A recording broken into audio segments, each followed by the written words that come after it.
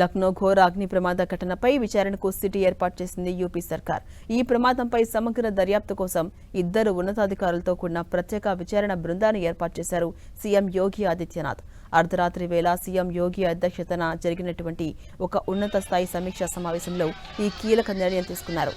ఈ సిట్ బృందంలో పర్యాటక, సంస్కృతి శాఖల అదనపు ప్రధాన కార్యదర్శి అమృత్ అభిచాత్, లక్నో జోన్ అదనపు police director general Praveen Kumar ఉన్నారు. 7 రోజుల్లోగా దర్యాప్తు నివేదికను సమర్పించాలంటూ ముఖ్యమంత్రి ఈ బృందాన్ని ఆదేశించారు. మరోవైపు ప్రమాదం జరిగిన స్థలాన్ని స్వయంగా పరిశీలించిన ముఖ్యమంత్రి యోగి ఆదిత్యనాథ్ కేజీఎంయూ ఆసుపత్రికి వెళ్లి మృతుల కుటుంబాలను పరామర్శించారు. గాయపడ్డ వారి ఆరోగ్య పరిస్థితిని అడిగి తెలుసుకున్నారు. అనంతరం అత్యవసర సమావేశాన్ని ఏర్పాటు చేశారు.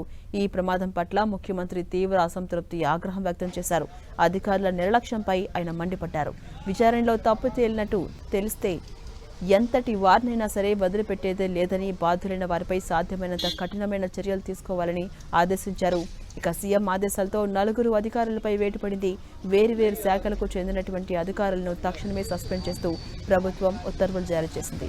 జానకీపురం విద్యుత్ శాఖ executive engineer Gaurav Kumar, Indiranagar fire department FSSO Kamalendra Kumar Singh, Lucknow development authority assistant ఇంజనీర్లు అనిల్ కుమార్, ప్రమోద్ పాండే ఉన్నారు. మరోవైపు ఈ అగ్ని ప్రమాదంపై పోలీసులు చట్టపరమైన చర్యలు చేపట్టారు. ప్రమాదం జరిగిన భవనాన్ని సీల్ చేశారు. ఈ ప్రమాదంపై సమగ్ర దర్యాప్తు జరిపిన అలీగంజ్ పోలీసులు 6 ప్రధాన నిందితులతో పాటు మరికొందరు బాధ్యులపై తీవ్రమైన సెక్షన్స్ కింద కేసులు నమోదు చేశారు.